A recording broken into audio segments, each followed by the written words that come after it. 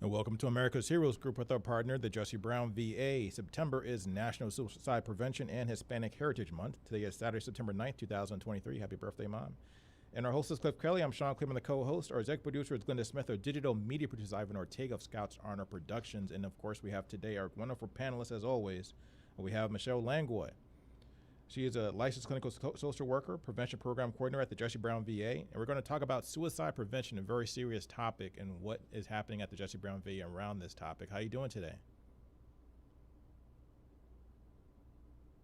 We don't have audio for you. Hold on 1 second, Michelle. Our audio it's not going right now. Can you try to? Can you speak? Can you speak now? See if we got audio. Michelle. Yes. There you are. We got you. So did I say your last name right? Is it Langlois or Langlois? Langlois is the proper pronunciation, but Langlois is fine as well. So you do a lot of work with suicide prevention. So you have over 20 years experience with crisis intervention, mental health, which includes 15 years of experience serving America's veterans. You've done a lot of work at the Jesse Brown VA with suicide prevention. Before we get into the meat of the conversation, I was curious about how, first of all, you got involved and what brought you into suicide prevention. Such a very, very difficult job to tackle. How I got involved. To be quite honest, I took a crisis intervention class in graduate school, and I realized that is what I wanted to do for a living. That was kind of my calling. That was where my interest was. I worked in a level 1 trauma center here in Chicago in the emergency department for many years. And then the VA was looking for individuals social workers to be in their emergency department.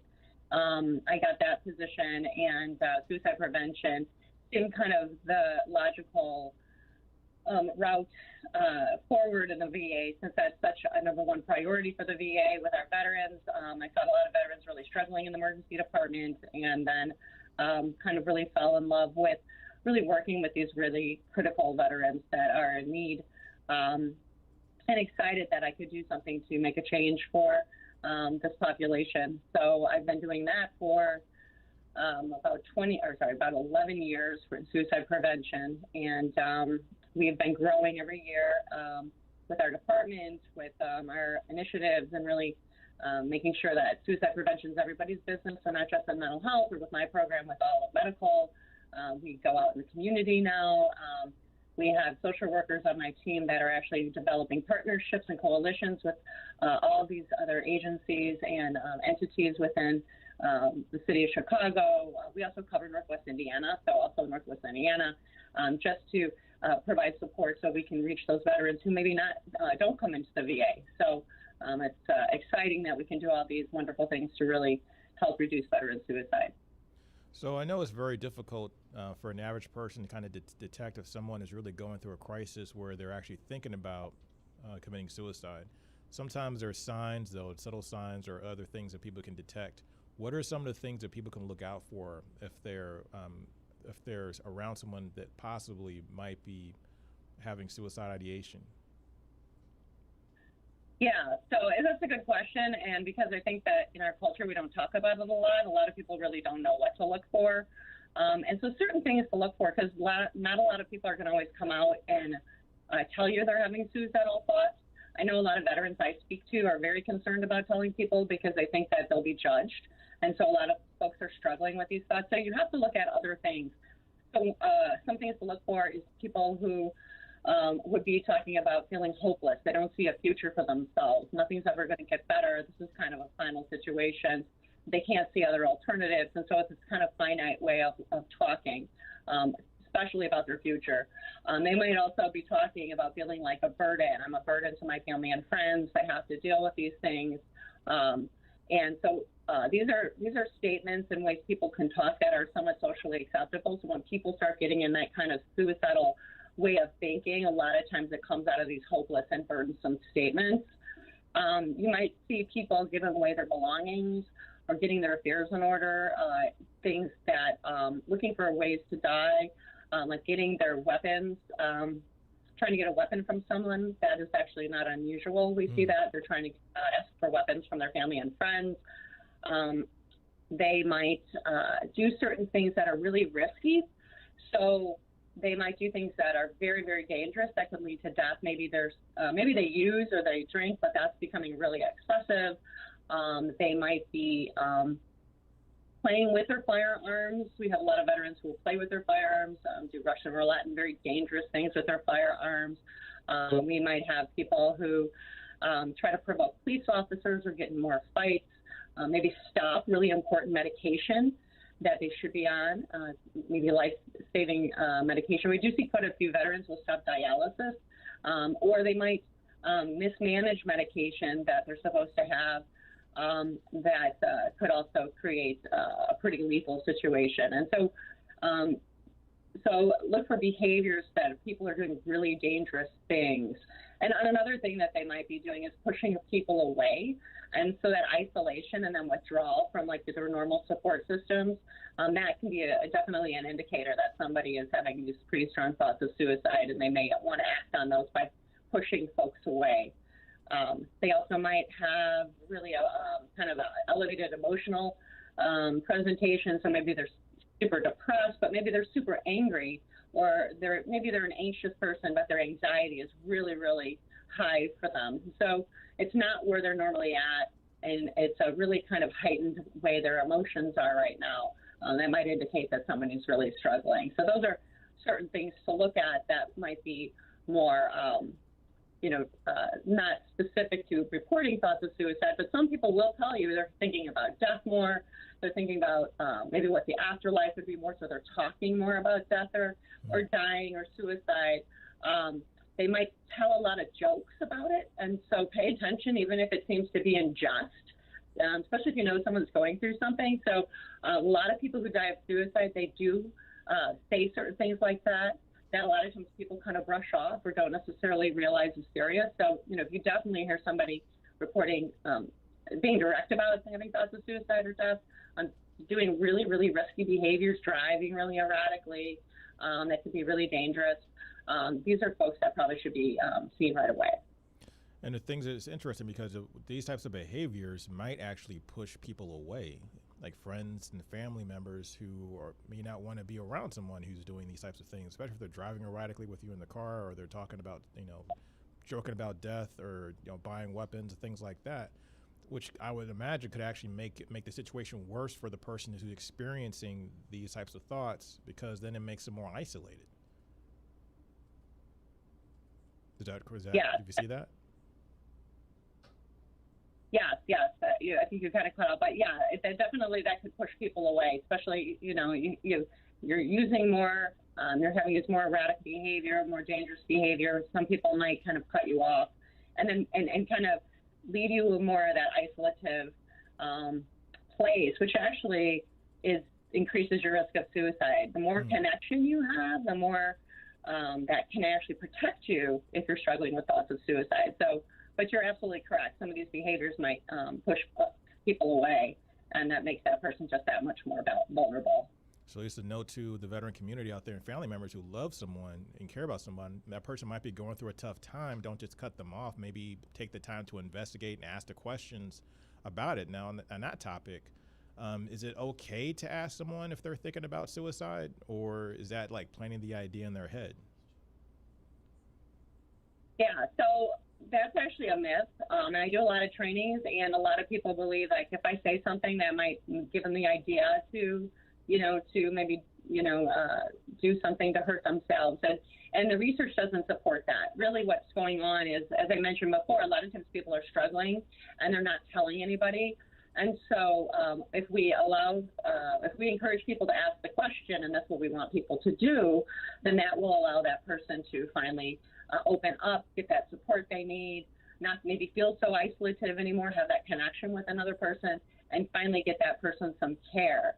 So that is kind of misunderstood, and people are very nervous about asking that question and planting the idea, but that's not really what's happening. What you're doing is now allowing that person to really get the help that they need for whatever their crisis is that's leading to that suicidal thought.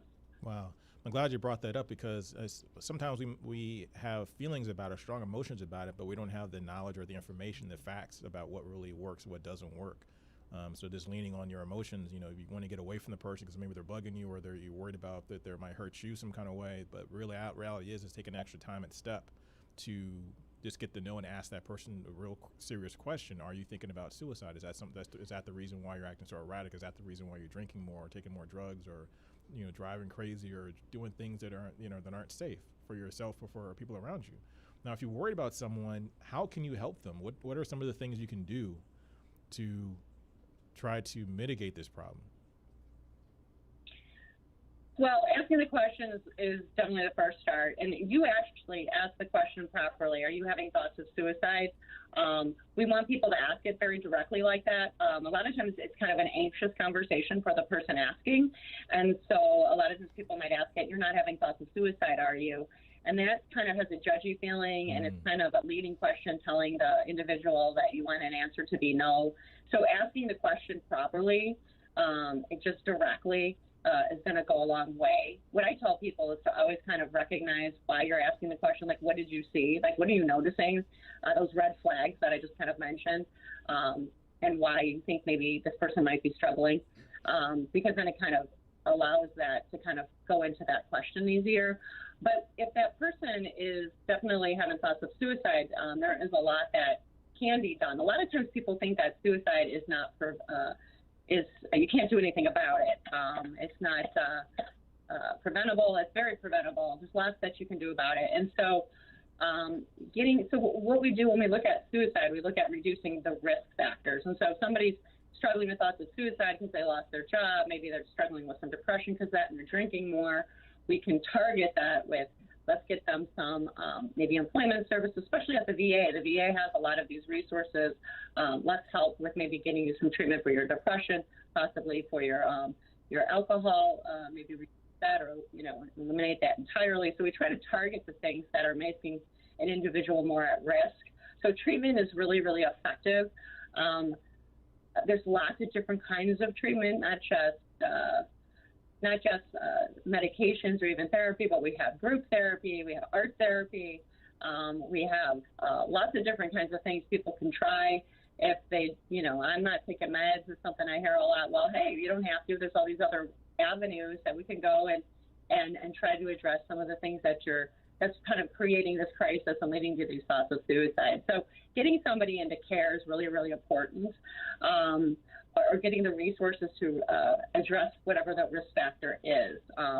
And so if somebody is imminently suicidal, you definitely want to get that person into the emergency room for an assessment right away. So they might possibly need an inpatient admission, possibly maybe that will kind of jumpstart getting them the outpatient care that they need, even if they don't have to go in the hospital. But if you definitely think there's imminent risk for anybody who's having thoughts of suicide, you think they're going to do something, you really do want to contact 911 or bring that person in directly to your local emergency room or to your VA. And if you don't already know this, Jesse Brown in Chicago has a mobile crisis team now with a veteran social worker and a veteran police officer, so we can kind of avoid EMS entirely, because we know that can be a bit triggering for a lot of our folks.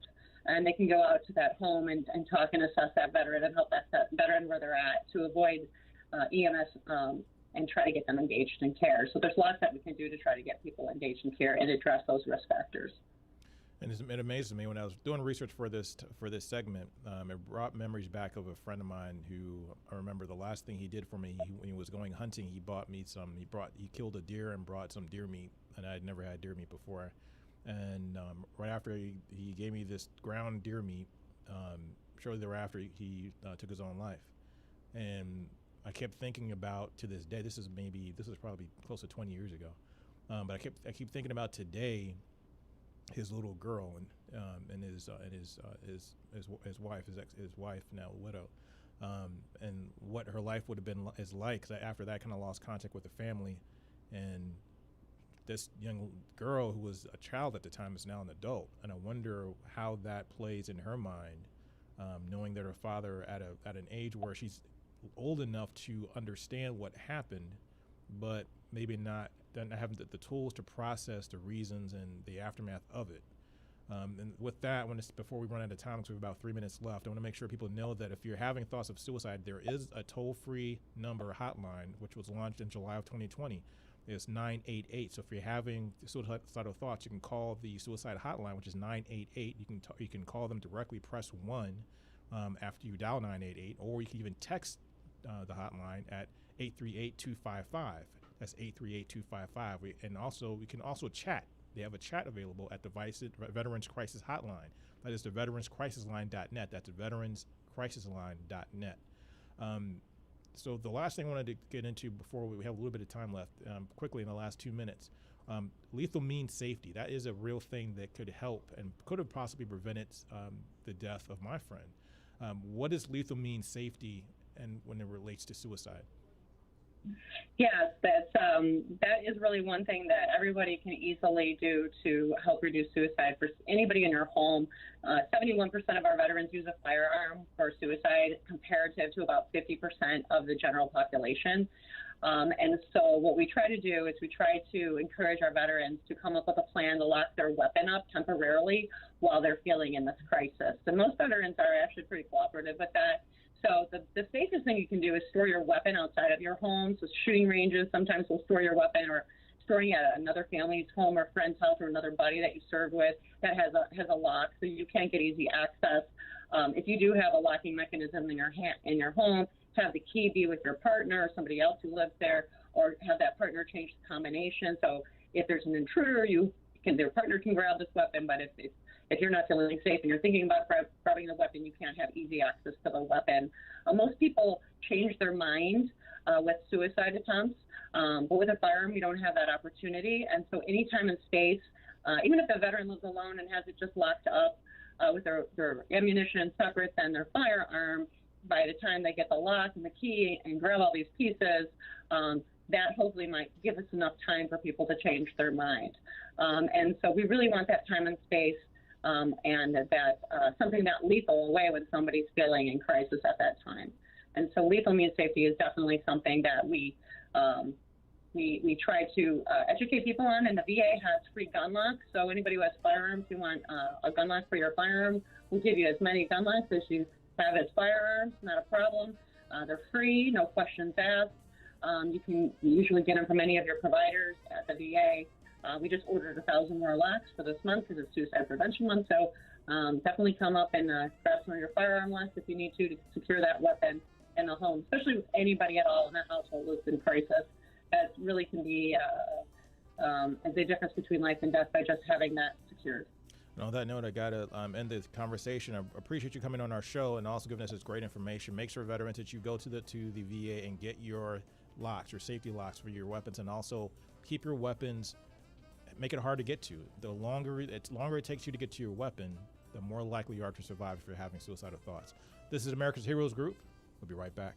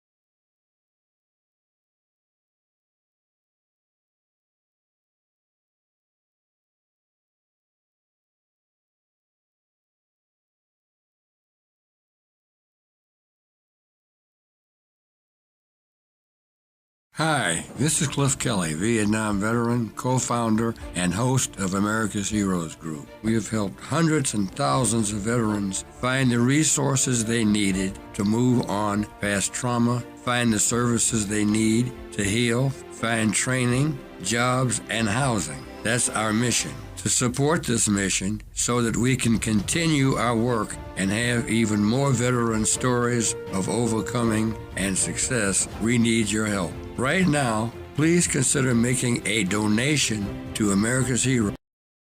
Hi, this is Cliff Kelley, Vietnam veteran, co-founder, and host of America's Heroes Group. We have helped hundreds and thousands of veterans find the resources they needed to move on past trauma, find the services they need to heal, find training, jobs, and housing. That's our mission. To support this mission so that we can continue our work and have even more veteran stories of overcoming and success, we need your help. Right now, please consider making a donation to America's Heroes Group. Dig deep and give what you can to support this mission and help those veterans in need. You can donate through Chase Bank's Zelle app by adding America's Heroes Group as a recipient with our phone number 312-804-5831. You can donate through PayPal on our website, americashg.org. From the home page, go to donations, or you can go straight to www.americashg.org. Welcome back to America's Heroes Group. This time the Roundtable partner, Mazon. September is National Suicide Prevention and Hispanic Heritage Month. Saturday, September 9th is today, 2023. Our host is Cliff Kelley. I'm Sean Claiborne, the co-host. Our executive producer is Glenda Smith. Our digital media producer is Ivan Ortega of Scouts Arner Productions. And we have our partner with us, Josh Protas. He is a vice president of public policy and heads the Washington DC Office of Mazon. Josh coordinates and implements Mazon's advocacy agenda to strengthen and improve the federal nutrition safety net. We're going to talk about the Jewish organization's response to hunger. How are you doing today? I'm doing great. How about you? Pretty good. So you have a lot of experience with working at the local and the national level with this issue of food insecurity, food access to food and healthy food. So, what is the mission of Mazon? Can you explain that in more detail and how this organization got to this mission? Yeah, absolutely. So first of all, Mazon is a Hebrew word. It means nourishment or sustenance. We're a national organization that brings the American Jewish community voice to anti-hunger policy and advocacy. So we're really centered on the policy and advocacy because we know that the charitable sector does important work to meet emergency needs, but it just doesn't have the capacity to fully address an issue of the magnitude of hunger in the United States. And that's why government programs, and particularly federal government programs, are so critical. The Supplemental Nutrition Assistance Program, SNAP, formerly food stamps, is the most powerful anti-hunger line of defense that we have. And it's critically important that that program is robustly funded, works efficiently, and has the full capabilities to reach everybody in need. So Mazon's been around since 1985. One of the things we've done over the years is really look at populations that have unique needs and challenges that sometimes fall through the cracks, not only because of program access, but also the anti-hunger community may not focus in as much. And over the past decade plus, we've been leading national efforts to address food insecurity among active duty military families as well as veteran families, and really trying to close some gaps that exist that, I mean, it's just shocking that we even have to talk about food insecurity for military families. Like, those should never go together in the same sentence, but too common they do.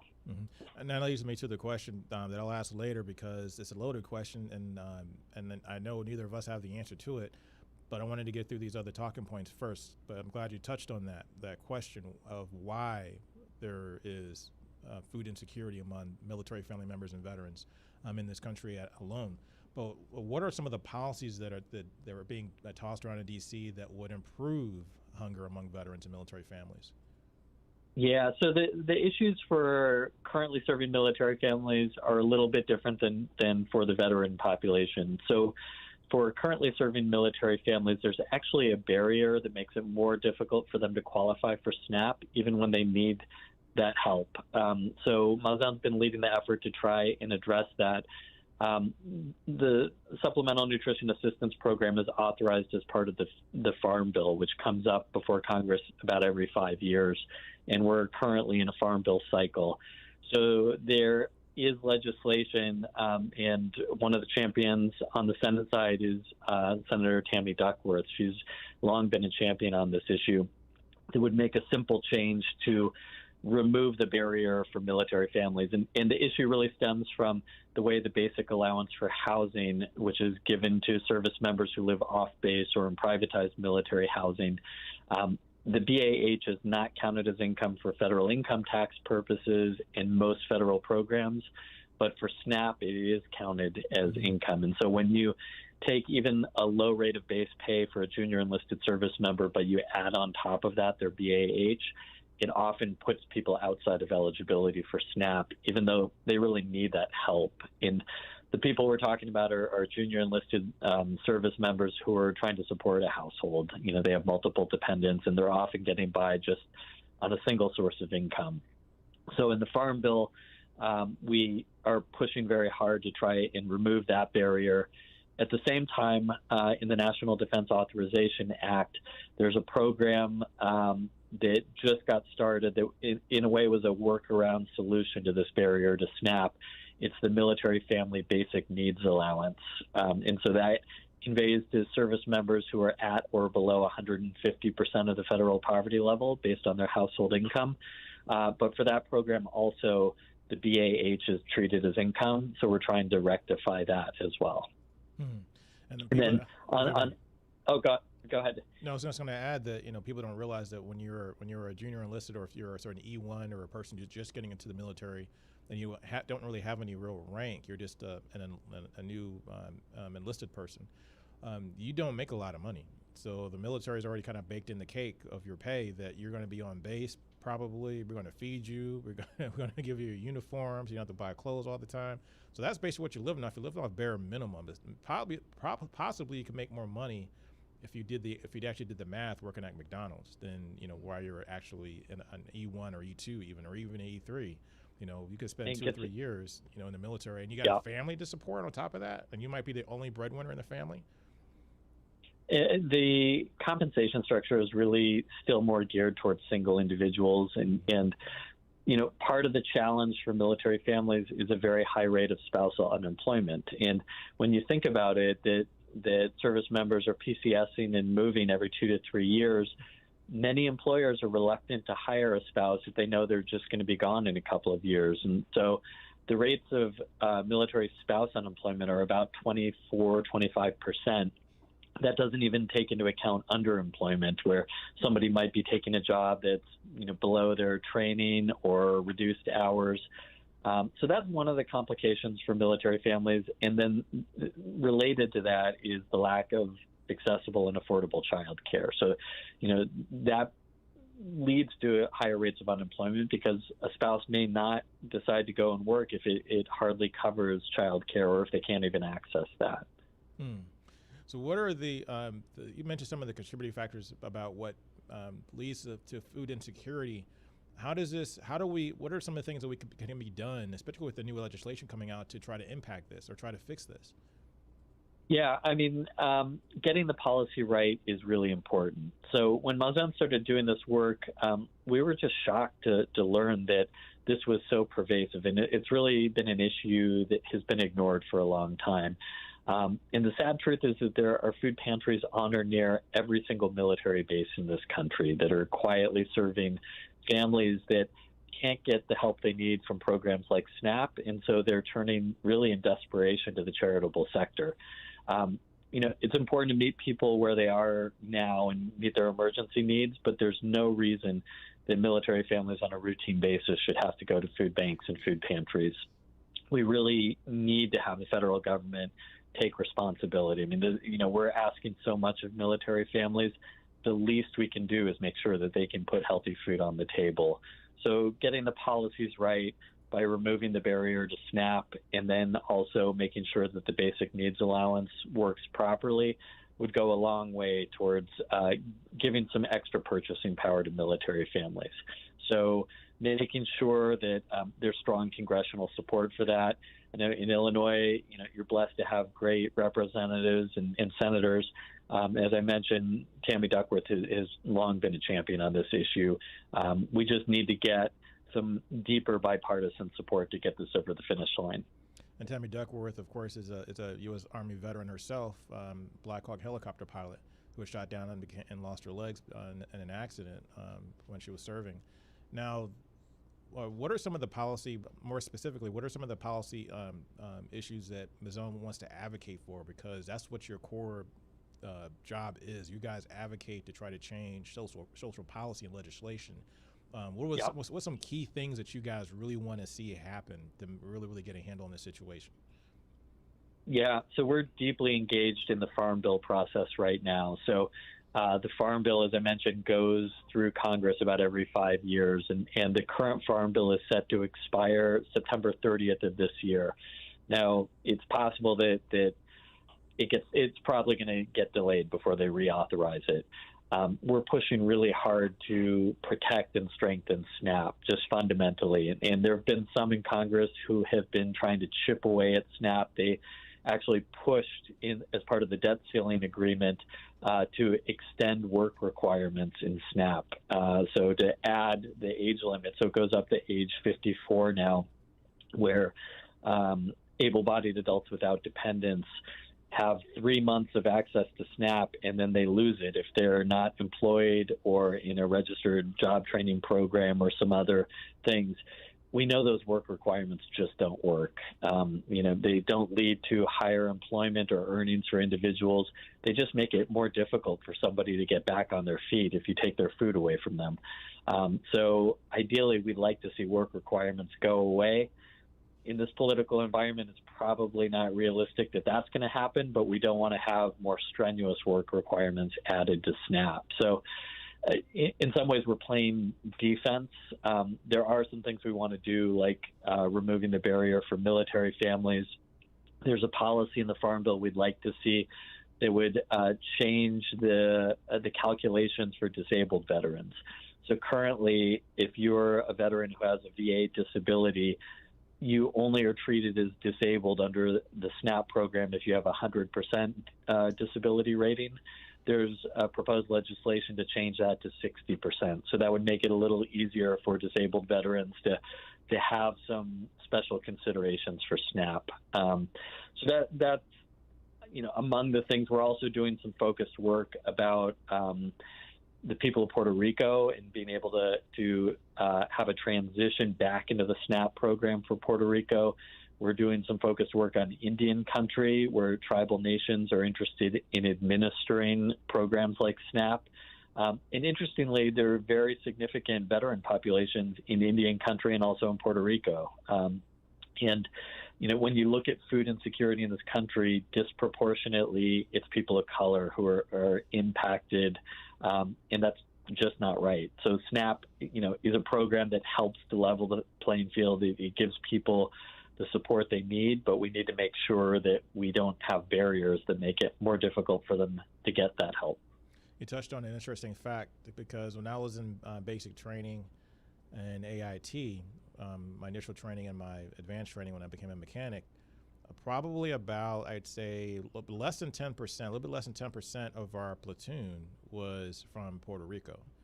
Two of the guys I served with, 2 or 3 of the guys I served with, didn't even speak English that well. They were learning English as they were serving. They spoke Spanish. Yes, and in the Native American population, it's known and well documented that a large percentage of Native Americans, I don't know if it's a warrior culture or something that goes back to the old days, but they have a large percentage of their population and their culture who joined the military and served in the military. And a lot of medals of honor have been handed out to Native Americans.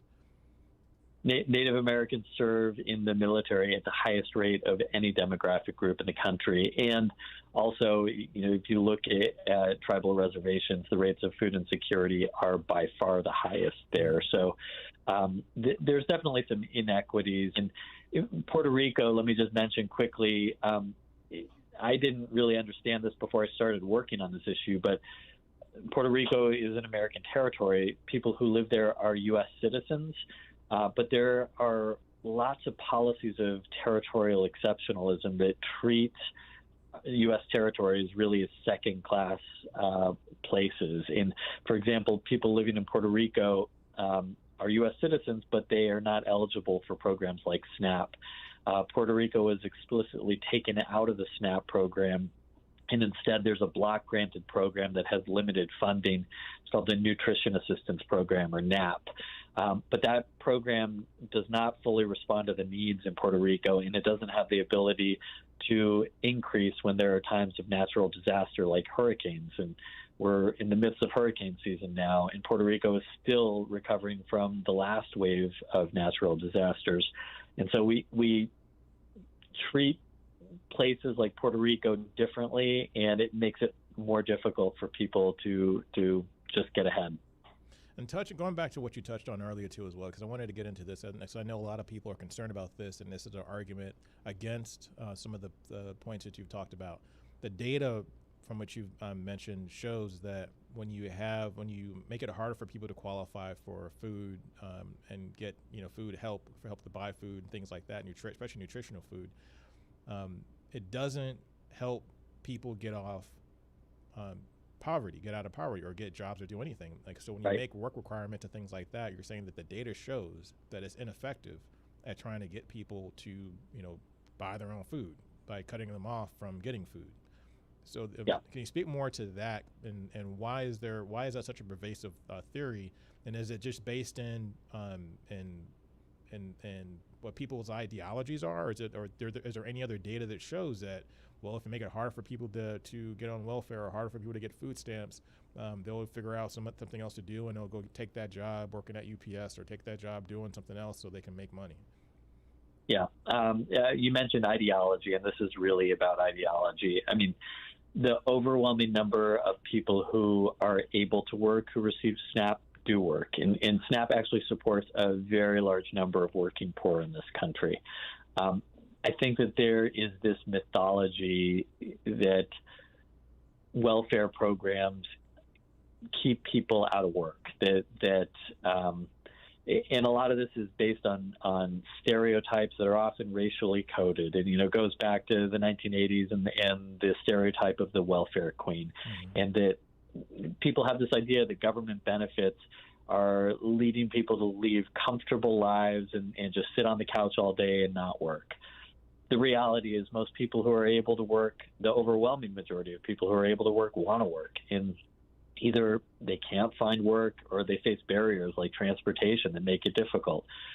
Programs like SNAP just help to give them a cushion to be able to meet their basic needs. And really, that should be part of our core social contract in this country, that people don't struggle to meet their basic necessities. And when you look at SNAP, I mean, nobody's leading cush lives because they're receiving SNAP benefits. The average benefit amount for SNAP is $2.03 per person per meal. I mean, most people spend more for their daily cup of coffee than that. So you're not going out and buying steak and lobster when you're getting SNAP benefits. It's a supplement. It helps hopefully to be able to enable people to purchase healthy food. But the sad truth is it's much cheaper to buy unhealthy food, highly processed food that just fills you up with empty calories. It's much more expensive to buy fresh fruits and vegetables and protein. But the benefit amounts for SNAP and other programs are just so modest that it's difficult for people to eat healthier. And then, unfortunately, it costs our country a lot more because when people don't eat healthy, they're more at risk of diet-related health conditions like obesity, diabetes, heart disease. They cost so much more in terms of addressing those healthcare problems down the road. I haven't seen any real numbers or hard statistics on this anecdote, but many people say, and people advocates for food security say, that when the benefits go down, the crime goes up. Have you seen anything like that? So when people have a hard time getting food benefits or getting money for or getting things for food, how does it affect crime rates? I don't know. I haven't seen anything specific around crime rates, but I mean, we do have some current examples where benefits have gone down. So we during the course of the pandemic, there was a boost to SNAP benefits, an emergency allotment that increased at a minimum $95 per month per person of a boost. That benefit boost expired with the end of the public health emergency. And then also during that time, we had the expansion of the child tax credit. Between those two things, it kept millions and millions of people out of poverty. It made a huge difference, particularly for children. I think it was a significant number of children who were kept out of poverty. And then Congress let that boost lapse. So I haven't seen a correlation with increasing crime rates because of the termination of those boosts. But I think, if you think at a personal level, people will feel more desperate if they're struggling more. And there aren't necessarily jobs that they can just go into. And they were probably looking for jobs before. So it just increases hardship, and how people respond to that hardship is going to vary. I'd be a little careful about the crime rate correlation because that might tie into, some of the stereotypes that get bandied about when you're talking about SNAP recipients. But what I would say is that, we know that increasing the benefit amounts, making sure that the programs like SNAP reach everybody who need the help, it works. Like we saw that during the course of the pandemic, that those benefit boosts decreased significantly the rates of poverty. And when we're talking about hunger, it's not a matter of having sufficient food. It's not a matter of having sufficient resources in this country. It's really about having the political will. If our elected leaders muster the political will to say this is a priority, we want to make sure that every person in this country can put food on the table, they can eat and not go hungry, we could do that. But as a country, we just have not prioritized that to the degree to really strengthen programs like SNAP and WIC and senior feeding programs so that they more adequately take care of the issue. Do you see any improvement in the programs that can make them more efficient or make them more effective beyond just extending benefits? But what if you just took the existing programs and tried to make them more efficient? Would that help, or what are your thoughts on that? Yeah, I mean, we've seen with SNAP in particular some innovations that have really helped the program to work better. So, first of all, when the program was known as food stamps, it literally involved stamps that you would redeem at a store. And there was a lot of stigma associated with that. People were embarrassed to pull out their food stamps and have other people in line see that they were doing that. And so the program has been changed, and SNAP is now uses an electronic benefit transfer card, basically like a credit card. And so that dramatically reduces the stigma. Over the course of the pandemic, we saw some rapid changes to respond to the emergency that really helped significantly. So rapid scaling up of online grocery purchases. So that's great. And you think about people who are homebound and may not be able to get to the grocery store. And so if they can do online purchasing and have those groceries delivered using their SNAP card, that's fantastic. We saw some relaxing of there's kind of a ban on purchasing prepared foods. And so in some cases where you can purchase like a rotisserie chicken at a grocery store, normally that's not allowed under SNAP, but there have been some flexibilities, and we see that makes a difference so that people can kind of meet their needs and be a little more flexible with the reality of their situation. For some people who don't have kitchen access, prepared foods are really important, and we see that for college students, and a lot of college students struggle with food insecurity, and so making sure that they have better access to supports that they need. I've seen a few in my day when I was in college. No, but why was that a case? Why was it such a bad thing for people to buy prepared foods with a SNAP card? I mean, I don't see why. What's the problem if you just go to McDonald's even with a SNAP card? Why was that an issue to begin with?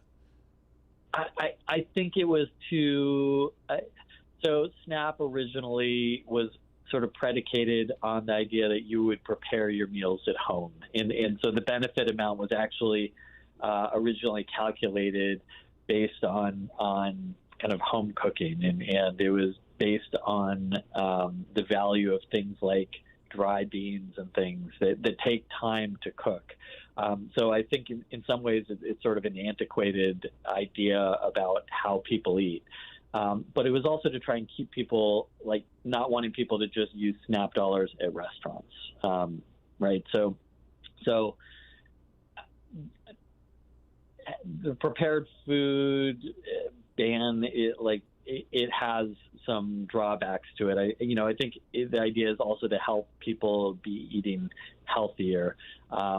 But there's more and more of a movement to relax that ban on prepared foods, recognizing that, like, rotisserie chicken is a huge help for a family that, is feeding kids, and you have two working parents or a single parent that's working, and you just don't have the time to prepare a meal from scratch. Rotisserie chicken is a great way to get protein on the table that doesn't take a lot of time or effort. So I think we're getting better at recognizing the realities of modern life, but there's more that we can do still. No, now we have about 2 minutes left, and I want to get into this because this is a real thing. I mean, I've worked with veterans and people who are not veterans who are homeless on the street.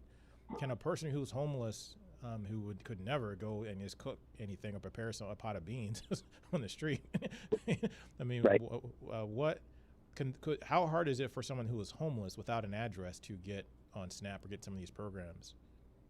Yeah, so we didn't get a chance to talk too much about veterans, but for homeless veterans, you don't need to have a permanent address. There are ways that you can apply for SNAP and have an address that you could relate to, that where your benefits could convey to you. So one of the big challenges for the veteran population is an under-participation in SNAP, where a lot of veterans are eligible and they leave those benefits on the table.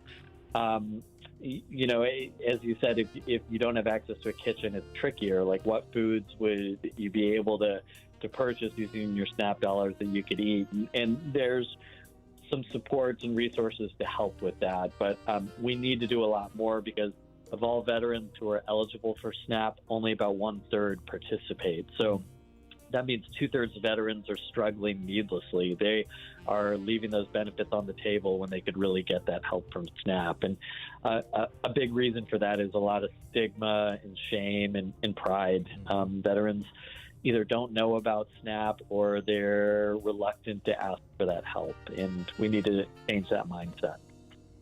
Get the help you need, veterans. Do what you got to do to survive and also be healthier to get yourself out of the situation that you're in if you're in a bad situation. Always be looking to improve. Thank you for your time. I really appreciate you, Josh, for coming out and telling us about the things you're doing. And I'd like to have you back to get more specific things on the VA and what the VA is doing in the Department of Defense and Congress. Thanks for your participation in this conversation. Thank you. This is America's Heroes Group. We'll be right back.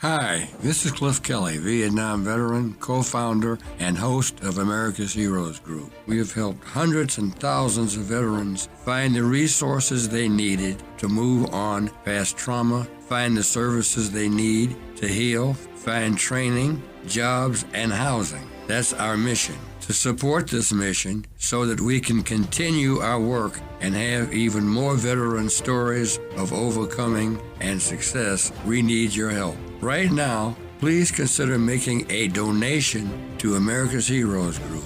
Dig deep and give what you can to support this mission.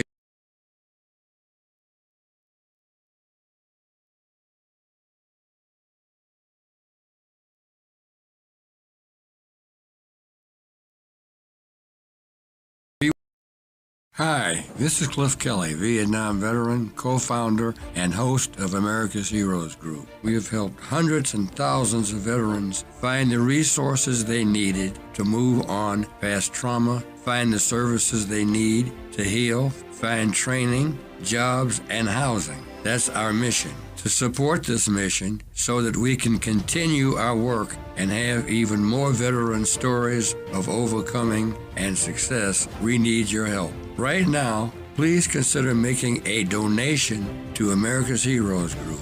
Dig deep and give what you can to support this mission and help those veterans in need. You can donate through Chase Bank Zelle app by adding America's Heroes Group as a recipient with our phone number 312-804-5831. You can donate through PayPal on our website, americashg.org. From the home page, go to donations, or you can go straight to www.americashg.org/donations. And finally, you can send a check to America's Heroes Group, Inc., 155 North Wecker Drive, Suite 4250, Chicago, Illinois, 60606.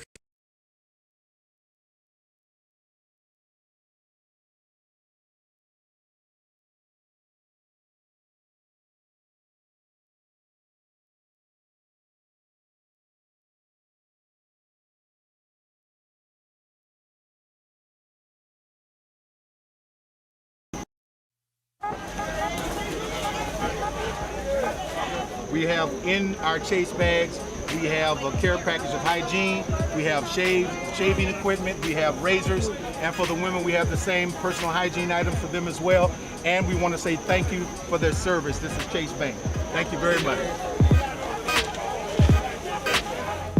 People in the neighborhood, free haircuts, the service, the food. Look good.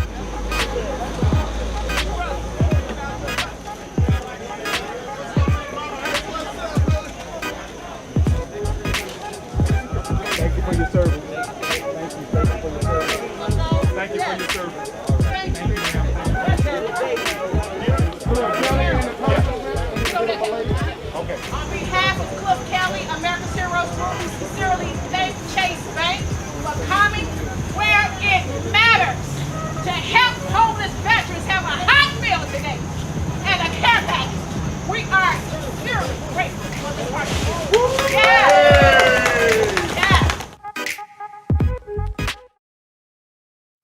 Welcome to America's Heroes Group. Hear your voice where we connect the disconnected intentionally.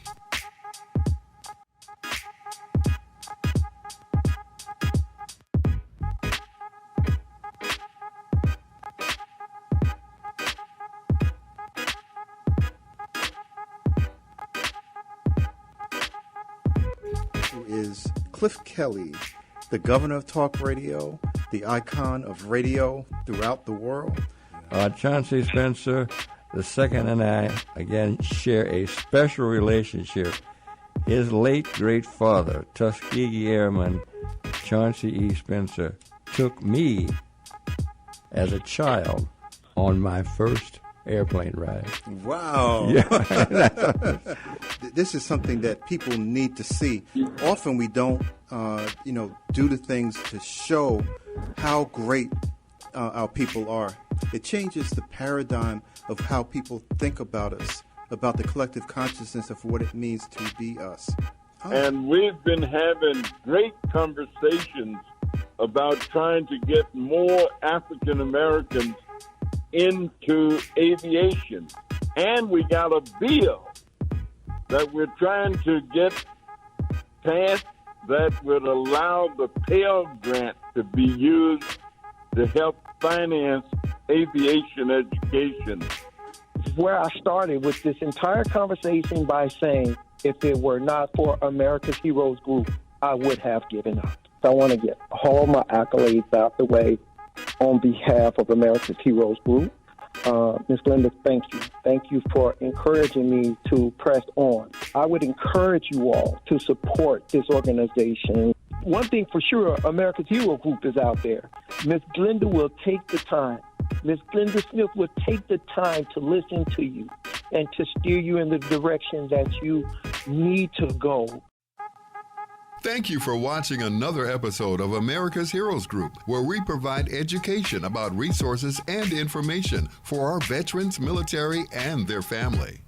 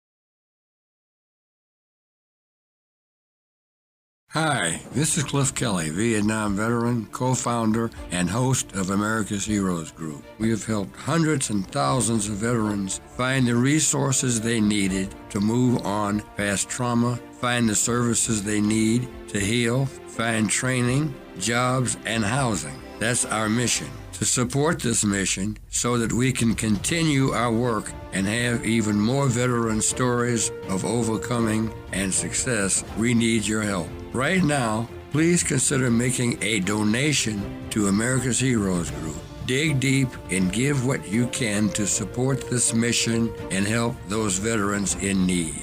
You can donate through Chase Bank Zelle app by adding America's Heroes Group as a recipient with our phone number 312-804-5831. You can donate through PayPal on our website, americashg.org. From the home page, go to donations, or you can go straight to www.americashg.org/donations. And finally, you can send a check to America's Heroes Group, Inc., 155 North Quaker Drive, Suite 4250, Chicago, Illinois, 60606.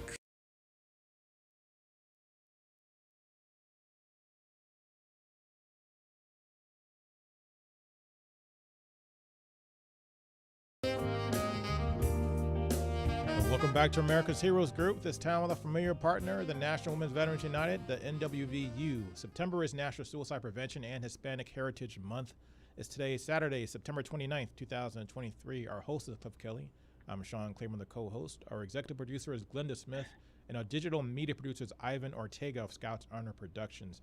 And we have our partner with us today. That's Rochelle Crump, of course, one and only U.S. Army veteran and founder and president of the National Women's Veterans United. And we're talking about the suicide prevention workshops coming up that they're sponsoring. How are you guys doing today? Doing fine. Thank you so much. How are you? Pretty good, pretty good. So tell us. Yes, we're doing just great. Actually, we had one of those sessions on Tuesday, September the 5th, We had about 33 participants. Some of them were from the Department of Veterans Affairs. Others were from other organizations. And, of course, some of our membership, because we do like to keep some of the women, to have that training so that we can refer them to others and able to, talk about suicide, and also to remember we have to ask the question, we have to persuade, and we have to refer, for suicide prevention. So, it's a very daunting, process to talk about it, especially for me.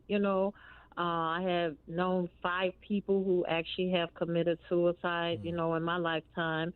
And, of course, every time it rolls around, you kind of think about those things. And, it's a good thing that they're doing more and putting more efforts and, making it a really intentional, if you will, process to train organizations and individuals. So the training was excellent. We were trained by Sertoma Century.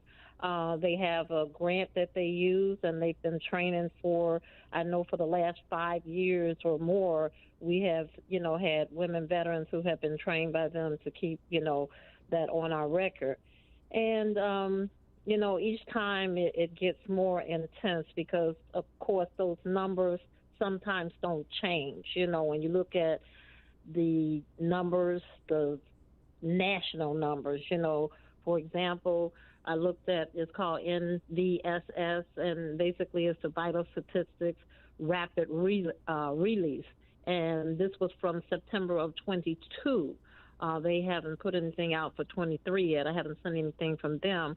But it shows that, females, they have actually declined. Okay. And that was interesting from the age of 65 to 74. And the decline was from 2020 to 2021. It went from 5.6 to 5.4, which is good. Anytime you can see, that 4% or whatever decline, that's really significant, But you also look at whether or not those numbers are changing for other rates, such as females in the age group of 35 to 44, 45 to 54, and then 75. And then, it also shows that if those numbers are going down, they're not rapidly going down. That's another thing that, actually gives you the understanding that there's still a lot of work to do. And you're getting into also, too, the different eras. So people that are 75 and older, that's basically Vietnam era. If you're talking about 35 to 45, my age, you're talking about anywhere from Kosovo to Afghanistan to Iraq. Which are now aging away. And the stereotype often is that the people that are coming back from service now are the ones committing suicide. And the reality was most of the suicides, the 20 a day that we talk about sometimes, or the 22 a day, depending on what numbers you look at, those people are mostly from the Vietnam era. Most of those people are older people who are committing suicide in those numbers, not the younger folks who are just coming back. So as they start to age, absolutely, yeah. So our demographic starting to age. We're not quite yet in the senior demographic yet, but we're starting to age. So you're starting to see those suicide rates, just like the Vietnam era guys did, just like the World War II people did, start to creep up. Yeah. That's what it seems to be showing, just based on history. Yeah. And as you touched on, women, from what I understand, I don't know if this is still the case. Maybe you can let me know. Had the largest greater percentage of their cohort who committed suicide. A woman was more likely to commit suicide than a man from the military. No. Okay. It's males. Okay. It is male. And, not that they don't, it's just that they have more resources in terms of, because a lot of times they are the caretakers. They are pretty much, and I'm talking about why women don't necessarily do it, because a lot of times they feel guilty, because they're doing so much. They got children that they're raising. You know what I'm saying? So it kind of keeps them in a position where these people are counting on them. And so, it's not that they're not having a hard time dealing with it, and you would think that that's the way to go because they have so many restrictions and things that they have to do, that would be the thing that sends them over the top, but it's actually not. It's those things a lot of times from financial, from being ill, a lot of times from, we know that military sexual trauma has really taken a toll on women, and there were some suicides from that. In fact, I don't believe they were all suicide, though. I really don't. I think they were friendly fire, if you will. And because they came out saying that they were unknown. When you look at those records from the military, from the Department of Defense, you see unknown a lot of times, but then they tell the parents pretty much that it was, like suicide. And everybody's trying to figure out, but that's not what they saw in their own children, and I'll just speak one, for example, which was Lavidia, I think I'm saying her name right, but Johnson, and her father was a medical doctor, and they told them that they had actually coded her as suicide, and he wanted to see the body. I want to see my daughter. And he was able to do that, and then everything changed from that point. Wow. And they went into some deep, legal things, which they're still in, from my understanding. But you look at those things, they're far and few, but it's not far and few that suicide is one of the bigger problems for males. And the ones, if you can remember and may have seen, some of them have committed suicide at the VA, in the parking lot, in the facility, and that's sad. I know that, and I'm not going to bash the VA. That's never my intent. But also, I do have remembrances of what happened to people that I know, went to get service and did not, and was not able to get that service. That's been a while now. But, it never leaves your mind of, if you get bad fruit at a fruit shop, you wouldn't go back again. You know what I'm saying? It's one of those type of things. So, I have a hard time with that. But, you keep looking at the progress that they make, the efforts that they put out in order to do those things. There's a lot more legislation being done to increase those, demands of them to do better, if you will. So, that's good. And it helps us to be able to, have this training and make sure that everyone is trained. And it's just not the training that's going to save people. It's the actions that we have from the training. How do we continue to, help those who need us the most? And we see that a lot of times, in different groups.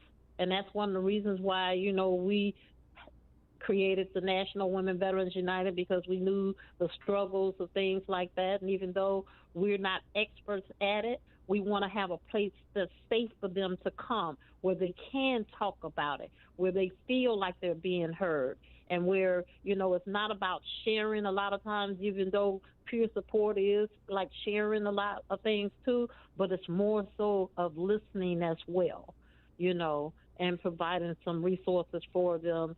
Let them know that you'll go with them. That's always good. Let them know that it's nothing to be ashamed of, that, because you want to remove that from them also, because you don't want them to shut down on you, and you want that honesty from them. But you have to ask them, just bluntly, are you thinking about killing yourself, or are you all right? We have to do that. And then we have to persuade them, to get the help, How hard is it to have those conversations? When you started, because we just talked about this in one of our segments earlier, where a lot of people think that it's there was a myth or a stereotype that you shouldn't, people don't want to say the word suicide or ask that direct question because they're afraid that maybe the person might say yes, or the person might maybe even think about doing it because you suggested it some kind of way.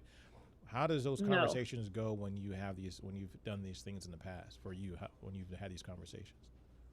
Well, I can just tell you from my own experience of having to talk someone down from that, and I don't consider myself having been trained during that time, and her thing was, if you send the police here, I will do that, I will kill myself, and I had to keep talking her down by saying, well, if I don't send the police, can I come? Will you let me come over? And she allowed me to come over. Now, this was dark. She lived way out in the south suburbs, and it was pretty dark going out there, I want to say. But she allowed me to come in her home. And what we did, we started talking about that, but we also talked about other things. You know what I'm saying? Mm-hmm. I started talking about how pretty her hair was. I said, oh, look like you're going out tonight. I started, diffusing some of those things. Now, whether or not that was the right thing to do or not, it worked at the end. Mm-hmm. She allowed me to talk with her daughter who was there. Wow. She had tried to cut herself. She started with the cutting and stuff. And I asked, can I talk to your daughter? Because at the time I was actually working for DCFS, and I had to put that hat on and remember that there was a child in the house. I didn't know what method she was going to use until the daughter told me that she was cutting. How old was her daughter? So it's her daughter was a teenager. She was like 13. Wow. So, I had great concerns about that. And my first thought was, I know I need to call that police. But, I was torn between call the police and not calling the police because you just don't know. Mm-hmm. But in this real situation, we talk about this here in Chicago. You're familiar with this because one of the things that people the new mayor is concerned with and has been trying to initiate is not using the police for things like crises such as these, where the police are not necessarily trained. Like, how is a police officer trained to handle someone who's trying to commit suicide?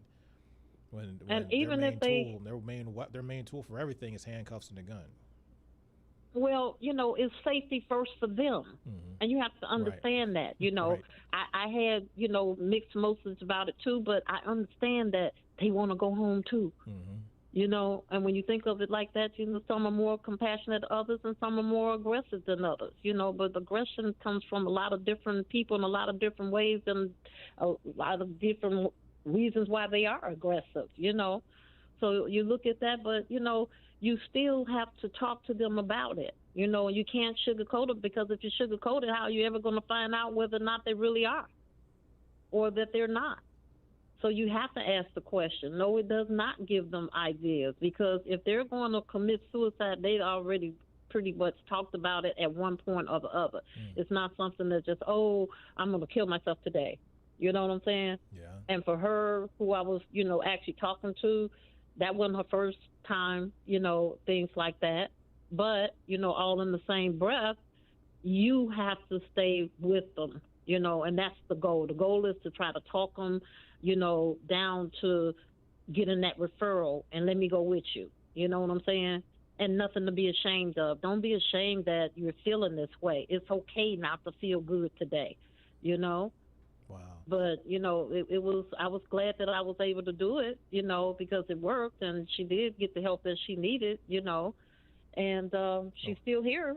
Let's just say that. She's still here. What you did that night with your friend, I really want to get into the topic of how you handled the daughter, because 13 years old, mm-hmm. I'm really curious about what she was going through, but we don't have time for to go into that direction. But my question is now, because of your workshop, is what did you learn from the workshop that you would have done differently? From what you did back then, which was successful and it actually worked, what tools and how did you change your methods from what you learned in the workshop? Well, I actually have had that training twice before. This is my second time. And what I learned each time were, there was not much change of having that conversation and, basically asking the question, trying to persuade them, to talk to somebody for help, because that's the whole goal. The goal is to make them want to get the help, because if they don't get the help, unless you're going to stay there all day, every day with them, you'll never know when or where. So it's trying to get them the help that they need right away, and that's why it's so important for the VA pretty much to not tell somebody that comes in there that says, I need to see somebody, it's going to be 3 hours before we can get to you. Now go figure that one. You understand what I'm saying? So we have to be prepared for the whatever. Let's just say that, for whatever. We should never have that type of attitude. And the person may have been overwhelmed. There was a lot of people in there. The wife this is a whole nother situation. And I had to get up and I went to the VA because it scared me to death when she said that, because I was afraid I was going to lose that person. You know, I sent somebody there because he's not feeling good. He finally decides that he's going. He made up his mind he will go. His wife traveled from Joliet all the way to Jesse Brown and get there, and then they tell him it's going to be 3 hours before somebody see you. You know, so we have to do better in that, and we don't give up on, you know, trying to help people and talk to them, and we have to ask that question: are you thinking about hurting or harming yourself? And her daughter, back to the daughter, her daughter was not well. Let me just say that. And I say she was not well from the environment, because, you know, she's run away before. She's, you know, it's that. So even getting that information told me that there were other things that had been going on over time. But that was actually talked about also, you know, because maybe the daughter has some mental health issues. We don't know, you know, because no one has tested her. No one with, you know, credentials have actually sat down and had that conversation with her. You know, the mother flips out at sometimes. Maybe that's too much for that daughter, you know. But I asked her, I said, is there anybody that she could go and stay with for a while, you know? And she wouldn't do it. She didn't want to go, you know. But she was isolating herself, because when she, you know, started talking about, when I got there and we started talking about it, I talked to her alone, and I also talked to her with her mother, and it didn't change. She still was in a state of, you know, just like shut down. But she did share, you know, that, you know, she was just tired, pretty much was her answer, tired, which means that she was tired of the whole situation itself. So, and there was other things that, you know, were there in the home, and I recognized that and stuff, and I had to talk to her about, you know, because they were things that needed to be reported, pretty much, you know. Wow. And I told her when I first came in that I was a mandated reporter, because I had to tell her that too. But, you know, she allowed me in, and I was grateful to be able to have that conversation with her, and she's still here today.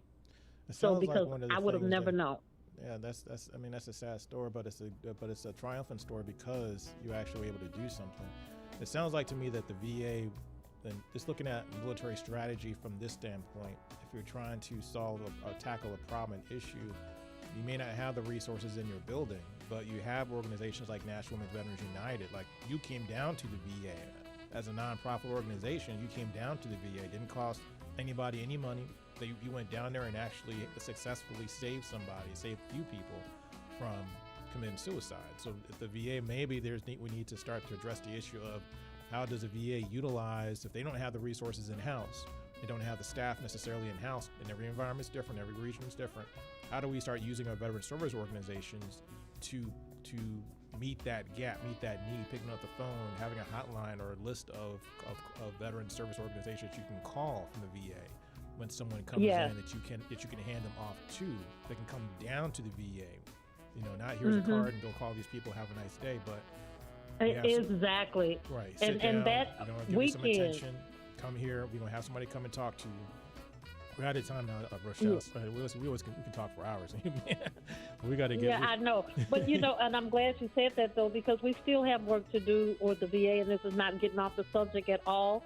It's because they have, over the weekend, they don't have full staff, as you know. Wow. So, you know, when you're talking about homeless people coming there, and I had someone there who basically, you know, it's the same thing with her. They don't know the background of some of them, you know, and what happens a lot of times. We just run out, our clock's going out.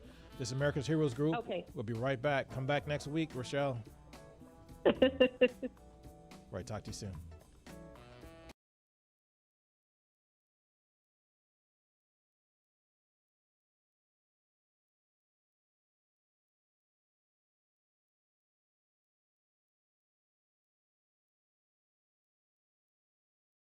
Hi, this is Cliff Kelley, Vietnam veteran, co-founder, and host of America's Heroes Group. We have helped hundreds and thousands of veterans find the resources they needed to move on past trauma, find the services they need to heal, find training, jobs, and housing. That's our mission.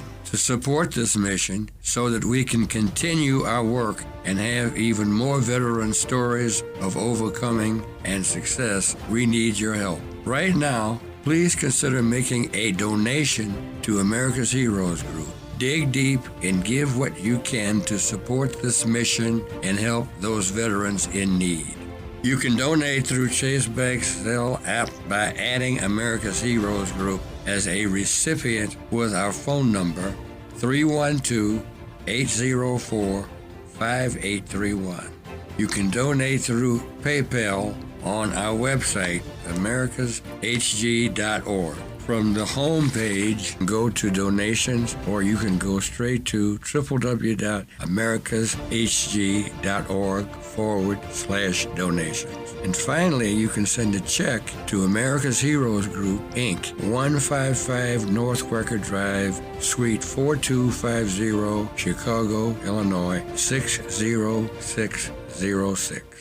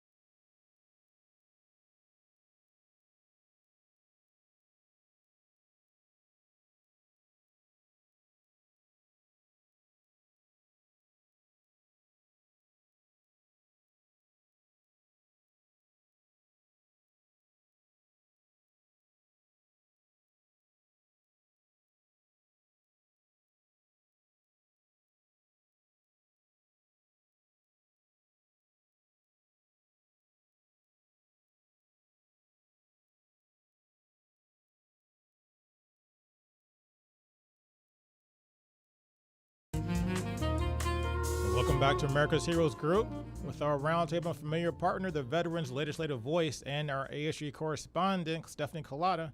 September is National Suicide Prevention and Hispanic Heritage Month. Today is Saturday, September 9th, 2023, my mom's birthday. Happy birthday, Ma. Our host is Cliff Kelley. I'm Sean Claiborne, the co-host. Our executive producer is Glenda Smith, and our digital media producer is Ivan Ortega of Scouts Honor Productions. And we have our partner with us and our correspondent, Stephanie Collada, U.S. Army Reserve Sergeant First Class. She is a veteran and the founder and creator of the Veterans Legislative Voice. And, of course, once again, our AHG correspondent. We're talking about Tuberville again. Tuberville, our legislator out wherever he's at, I think he's in Texas. We're going to learn about that.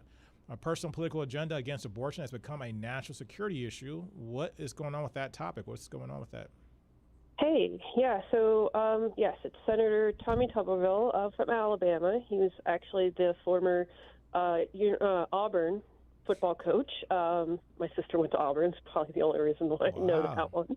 And, he is holding out on pretty much agreeing or to vote for all of the military appointees. And at this point, we're at over 300 military members or service members that are waiting to be appointed by Congress. And one of the reasons why it's just this one holdout is because the rules in the Senate that's been like that for at least the past decade, probably more, but in my research, at least the past decade, that it requires a unanimous decision, where basically a yes or a no, and it has to be everyone in that body has to say yes. So if you have one holdout, it's going to stop everything. And the thing is that this has not happened anywhere in time for military members. There's been a few holdouts from other senators for other positions, other public appointee places, but not for the military. This is typically very just for formal proceedings and just, to check the block. This has never really happened before. And right now we have 3 services that are missing their chief, their military person in charge. and it can cause a lot of stress on the military itself, because at least for the Army, they've put in the policy of the acting positions. Those in the military kind of know that term. An acting position is basically you're assigned to the position informally and you're acting in it. And very often when you're in those type of positions, you're doing two jobs. You're doing the job you originally had, and then also the job that you were appointed to have. And so you are splitting your time and responsibilities, and so the quality of work can decrease greatly. A lot of times for these separate services, the chiefs in charge are the deputies. So they're doing their deputy position and the one in charge. And that's never a good thing. We've seen this a lot in the military, actually. It seems like it's been going on. Even in Illinois, we had this problem where people are doing dual roles, even at the top, because it wasn't for a while, or the Secretary of the Army, wasn't he like a dual role person? Or I can't remember. This was years ago, because we had a couple of rotating chairs. It seems like people just coming in and getting fired, or coming in and quitting. One guy, I remember there was some impropriety they alleged with him, and then he had to leave. So why is this a trend, seemingly today in the military? Well, it's because of Roe v. Wade and it being rescinded by the Dobbs decision, Mississippi, their sister state, that actually caused the whole process. And so the military came up with a policy to which I think a lot of the points of the policy is amazing. Allows a walk-in contraceptive clinic for military members and their dependents. So anytime they can go and get the Plan B, they can get the regular pill. They can start getting all the other contraceptives that they need. The other part of it is allowing time off and travel expenses for the reproductive care that they cannot receive in where they are stationed. Now, for the people that don't know in the military, if you're active duty, you have zero choice. Very, very less likely you're going to have a choice on where you get stationed. So you can be stationed in Alabama, and you can be in a place where they have a 6-week abortion ban, and you find yourself pregnant, and you are in that type of position.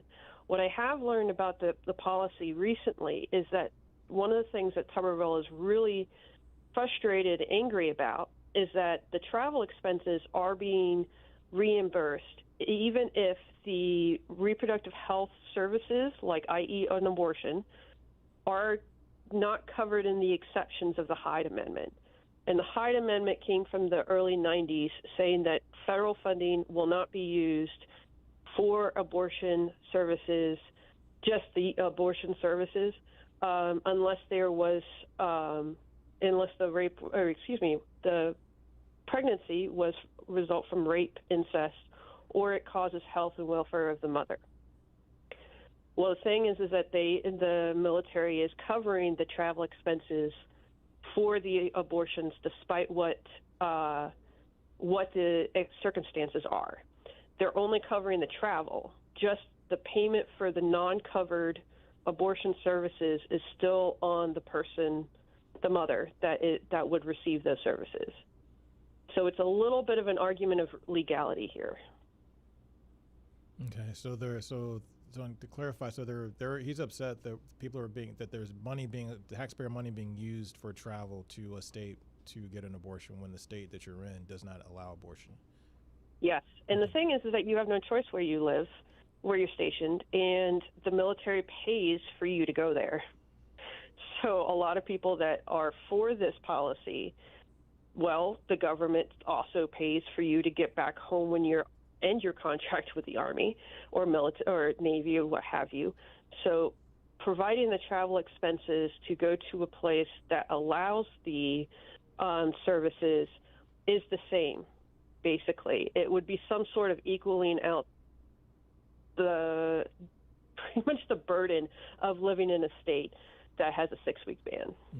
And then, but also to be clear also as well, because of the military policy as it stands and has been for a long time, which is a lot more strict than the civilian world anyway, before the Dodd decision, was that basically an abortion, and correct me if I'm wrong, abortion was for situations where the mother's life is in danger, maybe a rape or incest situation. So it's not like, oops, I got pregnant, I want an abortion. It's more it's more about if it has to do with the life and safety of the woman who got pregnant, and or something horrible that happened that that put this particular soldier or airman or sailor in a bad situation because of no fault really of that person's own actions. Really, that person really didn't have a control over what the situation is at this moment, but they're trying to just live and get over something that they didn't choose. They did not, participate in per se.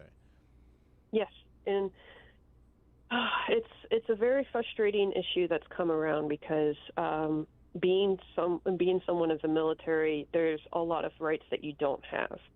So having the lack of access to things, living in a place you didn't choose, all these things can cause a lot of stress. And this affects here. I've got the numbers at least from 2021. Over 230,000 women served in the military. They account for about 17% of the active duty forces. And then according to their research, 5.6% of service women do report unintended pregnancies annually.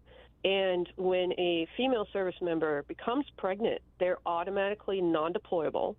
There's a lot of things that are pretty much put in place for the safety of the female service member, but it's also can cause some stress and some complications when it comes to trying to meet missions and tasks and making sure that the unit is still able to operate and everything. I mean, imagine a very high leader like a first sergeant, a female first sergeant, becomes pregnant unintentionally. I mean, it's really difficult to have to deal with losing time with that one person with the leadership. You're losing mentorship time. You're losing a lot of different things, training, and it can cause a lot of stress on the unit and cause negative effects on the unit. So in a way, providing the reproductive service care can still help the unit maintain pretty much the operating status that they have. Mm-hmm. But then getting back to the other side of the whole debate, which is people are concerned about the life of the child. Is this a living person or not a living person? And many court cases where a criminal or a murderer has murdered a pregnant woman and they got double homicide. They were charged with double homicide because they killed the pregnant woman. But in this particular situation, it's understandable that if a woman gets pregnant and they're in a leadership role, that if they have the decision they want to raise a family, and they have a child to take care of, and if there's nobody else to take care of that child, that they have to maybe not be deployed, because it's better. I would argue it's better for them not to be deployed, to be at home with their baby, be at home with their family, or God forbid they don't come back home if they were deployed and they have a child at home, particularly if they're a single parent. How does give us a little more background into the current law or current rules according to the Uniform Code of Military Justice, which is the legal parameters of the military, and how that defines when an abortion can be obtained by a person who gets pregnant, when he gets pregnant. Well, the military should, and they would, provide abortion services when, of course, as we said, the exceptions for the health and wealth of the mother, rape and incest. Domestic violence is a very big thing now in the military, and it's getting out there. There has been a long string of deaths by service members to their spouses, either as civilian spouses or military spouses, and majority of those instances evolve around a pregnancy. And so one of those things, when I think about a service member or a dependent in a relationship and they do become pregnant, one of the reasons why they go for an abortion, especially if they're in a toxic relationship and domestic violence in the home, they do it and they don't meet the requirements or the exceptions that's given by the military per the Hyde Amendment, that the women there cannot get an abortion even though they're trying to escape from a toxic situation. And then also, what would you like to see happen? What is Tuberville's? He just wants to eliminate the funding for travel. Is that his only sticking point? Is it, if that happens, does the whole thing go away? Does the whole controversy go away, or what else is he asking for? Well, there's been mostly around just because of the travel expenses, but my fear is that it would also be for the contraceptive walk-in clinic care that I talked about in the beginning, is that I worry that would also become involved, and the funding for that will also be removed. So that's one of my things that I am personally worried about, because that's one of the things of people from his group, that Tuberville's group and those on the pro-life side are also against providing contraceptives, or the Plan B pill and things like that, or the abortion pill that can be used later. They have issues with those things. So that would be one of my fears that would get lumped in on the big disagreement that happens. This isn't the first time senators have become upset and wanting to protest for something that's happened within the military. So there was many senators that were against the lifting of the transgender ban that happened during the Obama administration. But the thing is that they didn't hold back promotions for that. They just introduced bills, made sure that they could submit it in, and try to get it passed. Do it the way that they're supposed to do constitutionally, is to submit a bill to try to get the law passed. And Tuberville knows that he has a losing fight if he goes that route. Mm-hmm. And since he can, by himself, stop everything on this, this is basically him being able to do that, and that is his one way that he thinks he can. Some news reporters have actually compared it to a toddler having a temper tantrum and holding their breath. Wanted to at least reference that for you guys as an image there of what this situation is kind of like. It's because he doesn't have the power to actually get the law passed to stop the military from doing this. And to me, it seems like from his strategy and the way he's taken this, and this is not the first time this happened, it almost reminds me of McCarthyism. I mean, and not so much that even McCarthy believed in the crap he was saying.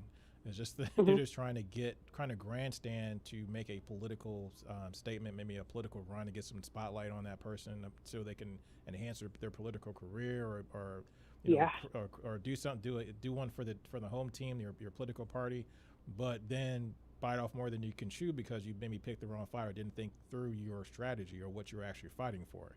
You thought you picked on something that was a hot topic. He thought people would get behind it because our people don't like abortion, so I'm going to do this, and I'm going to find out. So look over here. We got abortion over there, so we're going to attack that, but not really understanding what you're actually attacking. Yeah, and it's funny that you referenced the McCarthyism, because back then communism was hot button word that's used, especially towards those of their enemies or opponents, especially political opponents. Now the word is woke. Mm-hmm. And Tuberville there's a lot of them. It's not even just woke. Yeah. Woke is a way to think now. Woke is the catch-all phrase that's been kind of appropriated by certain for everything they don't like. Everything they don't like. So it's abortion. That's because of wokeism. It rained today because of wokeism. The woke God made it rain. So everything is bad that happens in the world is because somebody woke up, so I guess evidently because they did something dumb they weren't supposed to do. So, but then it takes away from the real conversation of trying to solve the problem. So you're just jumping on a bandwagon to rally your troops, so to speak, and then in the process confusing your own troops because they don't even know what the hell you're trying to say. No. Well, they think they hear woke. They hear it's things that they don't like, or they don't. And a lot of followers and supporters don't question that and don't look into what he's actually saying. I've caught a few of the right-leaning military and veterans news media has been calling it basically Tuberville's crusade against wokeism on this situation. I'm like, no. That's not what's happening here. And a lot of people jump on that. And they're like, yeah, he's fighting against the woke. And one of the examples Tuberville made that, that's showing that the military is now woke is because somebody read a poem on a loudspeaker of a ship, and I'm like, the Bible is filled with poetry. Right. Like, it's called a book of songs. and you quote the Bible all the time. Mm-hmm. So that you can't have both. I'm sorry. And then the stretch or the concern is, which I understand for your perspective, is where they might attack contraception, which, yes, once again, is that really logical? Does it really make any real sense to go that far? I'm not sure if has he ever said anything along those lines about attacking contraception? I know that's part of the package in a lot of the far right when you talk about abortion, and also some parts right. of the conservative right don't want to even have anybody, or don't want to have any kind of public funding of contraception because they think that is bad, which, that to me makes no sense, because that you're not talking about taking somebody's life. You're talking about now just changing your biology to get out of, to make sure you don't get into a situation where we're having a debate about when does life begin, when is it okay to have an abortion, when is it not okay to have an abortion. I don't have the answer to that question. I don't know if I trust somebody else's answer to that question at this point. Yeah, well, the thing is that he lumps the entire policy together, so it's really difficult to understand what's going on there. And then, God, I won't go down a few other routes on that with his public speaking, but the DOD has said that they've tried to negotiate with him and try to come to a understanding or compromise, and that hasn't been reached yet. And I worry about the contraceptives personally because I'm one of those that takes contraceptives not to prevent pregnancies, but for another medical reason. Right. A third of women that use contraceptives actually use it for non-birth control reasons. Yep. And so that's very important for a lot of women, especially when you're in the military and you have all of these missions that are happening. And Senator Duckworth talks about it a lot. She was actually encouraged in the beginning of the Operation Iraqi Freedom, she was encouraged to take these contraceptives to stop her having the periods because they're not sure if they would actually be able to make sure she has the sanitary goods that's needed when she has a cycle. And so they put her in this position for the mission, but they will not accept or help them in the other side, stateside. So it's one of those things of, you asked me to put myself in this, but now you're asking me to do no. No. So it's just one of those perspectives. And what I really worry is about Senator Tuberville just doesn't understand what's really going on in the military, what is needed and what's not needed. And it can be really stressful for a lot of people. One of the additional things is that we just finished with the summer. Summer is one of the biggest times that the military moves people around because it's easiest because kids are off of school. And we just left that time period. And very few people actually experience moving outside of that time frame. And then you're going to hopefully approve people to get into their positions again. And then they would have to move, because majority of the time you will have to move for a position as high as what we're talking about. And so you're upsetting kids' lives. The ones that are still living is the ones that you're actually impacting now. And then when do you see this conversation die? Now, right now it's a hot topic. A lot of people have been written about this, are kind of fading away from this topic because they see it as kind of like a moot point at this stage of the game. When do you see this Tuberville's agenda or tirade kind of going away? We're not quite sure. I have seen some movement and talk about House Democrats, and it's probably going to leak over to the Senate Democrats to actually amend the rule about the unanimous decision and actually go back to a 50-50 or 51-49 or a 60-40 voting requirement. And so it might come down to that.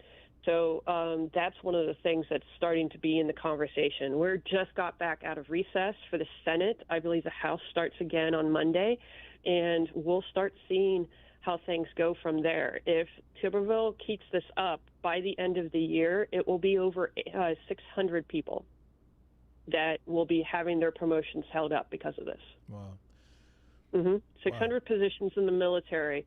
So you're thinking there's another 600 people doing more than their actual jobs, which can cause so much stress in those positions and cause so much threat to the military's readiness. Thank God we're not in a war right now. So. Yeah, or 2 wars. Right, exactly. I mean, and these are 600 leadership positions across the United States we're talking about, not just 600 leadership positions in Alabama or in one specific area, across the military, which is, right. that is pretty catastrophic.